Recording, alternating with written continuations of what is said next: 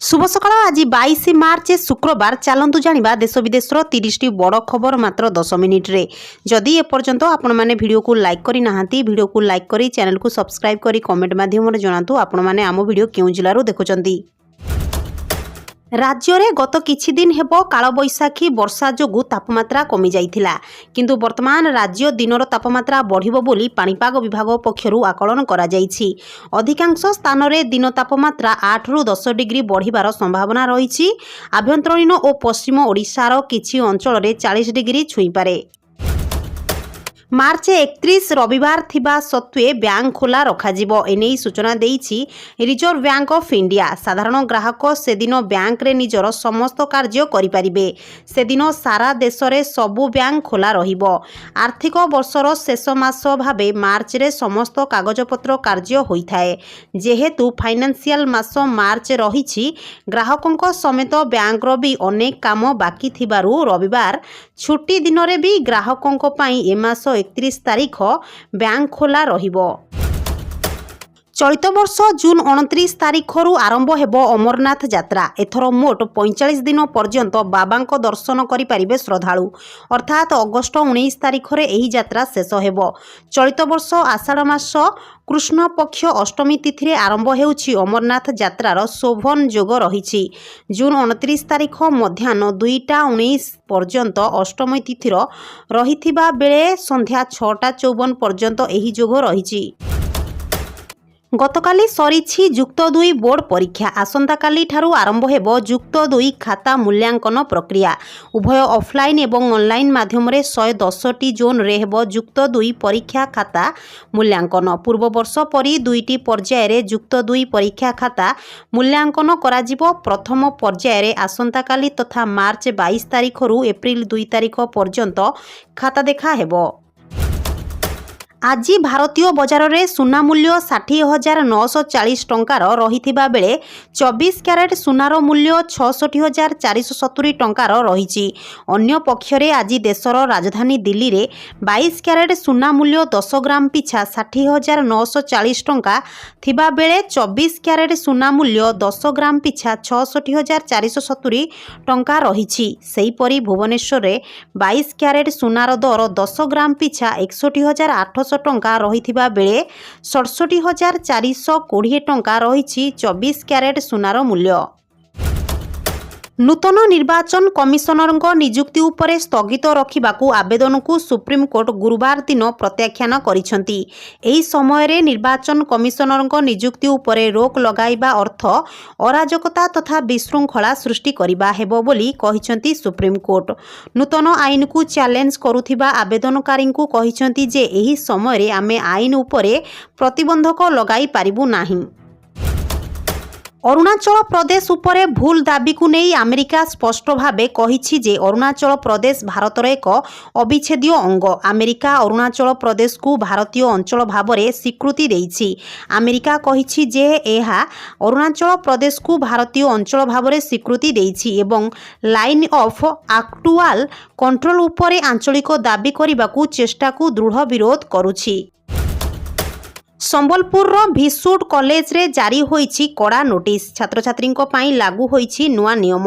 एणिकी आधुनिक पोशाक पिंधि कॉलेज आसिबाकू शिक्षानुष्ठान तरफरु बारण करा जाईछि। एनेई कॉलेज रो कुलपति तरफरु कड़ा नोटिस जारी करा जाईछि। कॉलेज को कौनसी छात्र छात्री छोट बा आधुनिक पोशाक पिंधि आसी परिबे नाही। बसंत उत्सव एवं सांस्कृतिक कार्यक्रम को दृष्टि रखी एही परि निष्पत्ति निया जाईछि। कॉलेज को आसीबा समय शालीनतार सह पोशाक पिंधिबाकू पिलामानंकू निर्देश देइछंती भिसुड कुलपति। भारत में होलीर उत्सव आरंभ हो सारिलाणी। मथुरा वृंदावन रे होलीर चर्चा सारा दुनिया रे हेउछि। एही समय रे एथर अयोध्यार होली मध्य कमाल हेबाकू जाउछि। एथर एठारे खास प्रस्तुति चलीछि। रंग भरी एकादशी रे रामललांकू मध्य लगा जाइछि रंग। ଖରାପ ପାଣିପାଗ ଯୋଗୁଁ ପ୍ରଧାନମନ୍ତ୍ରୀ ନରେନ୍ଦ୍ର ମୋଦିଙ୍କର ଭୁଟାନ ଭ୍ରମଣ ସ୍ଥଗିତ କରାଯାଇଛି। ଏନେଇ ବୈଦେଶିକ ମନ୍ତ୍ରାଳୟ ପକ୍ଷରୁ ସୂଚନା ଦିଆଯାଇଛି।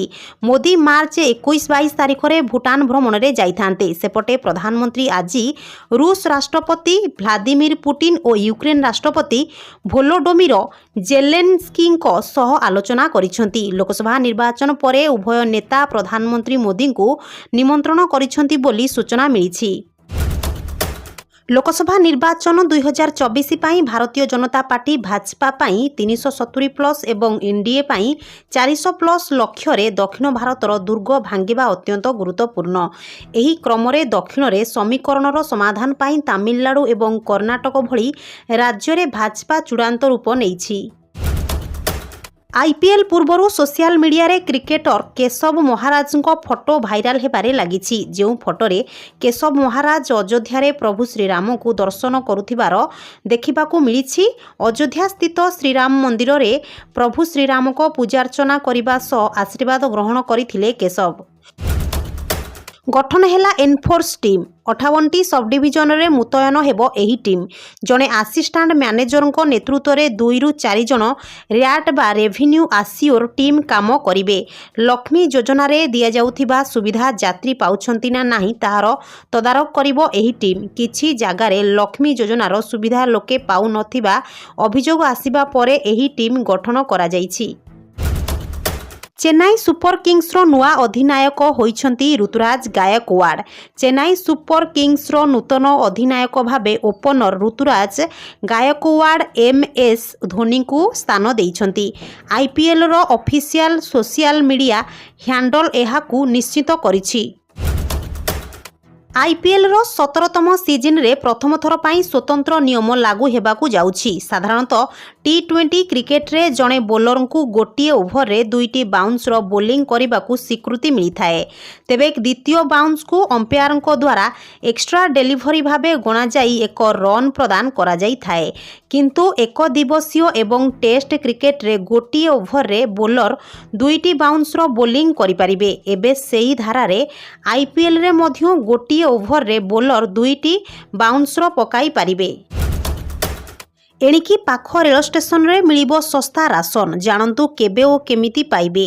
ସାଧାରଣ ଜନତାଙ୍କ ପାଇଁ କେନ୍ଦ୍ର ସରକାରଙ୍କ ଦ୍ୱାରା ଅନେକ ସରକାରୀ ଯୋଜନା ଚାଲିଛି। ବର୍ତ୍ତମାନ ଆପଣ ଶସ୍ତା ଦରରେ ଗହମ ଓ ଚାଉଳର ସୁବିଧା ପାଇବେ। ବିଶେଷ କଥା ହେଉଛି ରେଳ ଷ୍ଟେସନରେ ଆପଣ ଶସ୍ତା ମୂଲ୍ୟରେ ଅଟା ଓ ଚାଉଳ ପାଇବେ।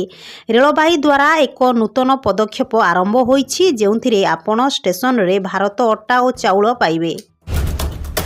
ଭାରତୀୟ ଷ୍ଟେଟ୍ ବ୍ୟାଙ୍କ SBI ଗୁରୁବାର ସୁପ୍ରିମକୋର୍ଟରେ ସତ୍ୟପାଠ ଦାଖଲ କରି ଇଲେକ୍ଟୋରାଲ ବଣ୍ଡ EB ସମ୍ପର୍କିତ ସମ୍ପୂର୍ଣ୍ଣ ଆଦେଶର ପାଳନ କରିଥିବା ସୂଚିତ କରିଛି।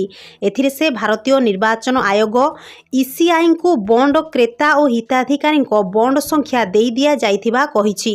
ଏହା ସହିତ EB ବଣ୍ଡ ସମ୍ପର୍କିତ ଯାହା ବି ସୂଚନା ଆମ ପାଖରେ ଥିଲା ତାହା ଆମେ ECIଙ୍କୁ ପ୍ରଦାନ କରିଥିବା କୁହାଯାଇଛି। ଦିଲ୍ଲୀର ମଦନୀତ ଦୁର୍ନୀତି ମାମଲାରେ ଆପ୍ ସଂଯୋଜକ ଅରବିନ୍ଦ କେଜରିୱାଲ ଦିଲ୍ଲୀ ହାଇକୋର୍ଟରୁ ଏକ ବଡ଼ ଝଟକା ଲାଗିଛି। ଦିଲ୍ଲୀର ମୁଖ୍ୟମନ୍ତ୍ରୀଙ୍କୁ ମଧ୍ୟବର୍ତ୍ତୀକାଳୀନ ସହାୟତା ପ୍ରଦାନ କରିବାକୁ ହାଇକୋର୍ଟ ମନା କରିଦେଇଛନ୍ତି। ତାଙ୍କ ଗିରଫଦାରୀ ଉପରେ ରୋକ ଲଗାଇବାକୁ ହାଇକୋର୍ଟ ମନା କରିଦେଇଛନ୍ତି। 2 ସପ୍ତାହ ମଧ୍ୟରେ କୋର୍ଟ EDକୁ ଉତ୍ତର ମାଗିଛନ୍ତି। ନବୀନ ନିବାସରେ ଚାଲିଛି ସମୀକ୍ଷା। ପୂର୍ବାହ୍ନରେ ଗଞ୍ଜାମ ଜିଲ୍ଲାର 2 ସଂସଦୀୟ କ୍ଷେତ୍ର ଆସିକା ଓ ବ୍ରହ୍ମପୁର ପାଇଁ ବୈଠକ ସରିଥିବା ବେଳେ ଏବେ ଭୁବନେଶ୍ୱର ଓ କନ୍ଧମାଳ ସଂସଦୀୟ କ୍ଷେତ୍ର ପାଇଁ ଆଲୋଚନା ଚାଲିଛି। ବୈଠକରେ କନ୍ଧମାଳ ସାଂସଦ ଅଚ୍ୟୁତ ସାମନ୍ତ, ଗଞ୍ଜାମ ଜିଲ୍ଲା ବିଜେଡି ସଭାପତି ରମେଶ ଚନ୍ଦ୍ର ଚ୍ୟାଉ ପଟ୍ଟନାୟକ ପ୍ରମୁଖ ଉପସ୍ଥିତ ଅଛନ୍ତି। ଚର୍ଚ୍ଚା ହେଉଛି ବ୍ରହ୍ମପୁର ସାଂସଦ ଭାବେ ଚନ୍ଦ୍ରଶେଖର ସାହୁଙ୍କୁ ଦଳ ରିପିଟ୍ କରିପାରେ। ଜିଓ ନିଜର ଏୟାର ଫିବର ୟୁଜରଙ୍କ ପାଇଁ ଏକ ଖୁସି ଖବର ଆଣିଛି। ଜିଓ ଏହାର ଏୟାର ଫିବର ପ୍ଲସ୍ ୟୁଜରଙ୍କ ପାଇଁ ଏକ ଦମଦାର ଅଫର ଘୋଷଣା କରିଛି। ଏହି ଅଫର ଅନୁସାରେ ଉଭୟ ନୂଆ ଏବଂ ପୁରୁଣା ୟୁଜରମାନେ ଆଗାମୀ 60 ଦିନ ପାଇଁ ମାଗଣାରେ 3 ଗୁଣା ଇଣ୍ଟରନେଟ୍ ସ୍ପିଡ୍ ପାଇବେ। ଏହି ଖାସ୍ ଅଫର IPL 2024 ଟୁର୍ଣ୍ଣାମେଣ୍ଟର କିଛି ଦିନ ପୂର୍ବରୁ ଆସିଛି, ଯାହାକୁ ଆପଣ ଜିଓ ସିନେମା ଆପ୍ରେ ମାଗଣାରେ ଦେଖିପାରିବେ। घोषणा है बीजेपी तृतीय पर्याय प्रार्थी तालिका घोषणा दल पक्षर आउ 9 जन प्रार्थी नाम घोषणा देखा मिली तेबे एथिरे तमिलनाडुर 9 लोकसभा प्रार्थी नाम घोषणा सूचना थाउ कि बीजेपी प्रथम पर्यायर 95 द्वितीय पर्यायर 72 और तृतीय पर्यायर 9 जन प्रार्थी नाम घोषणा करिछि। केंद्र सरकार पक्षर कृषक मानक पाई अनेक योजना परिचालित हेउछि। एही योजना माध्यम रे सरकार चाषी को आर्थिक दृष्टि मजबूत करुछंती।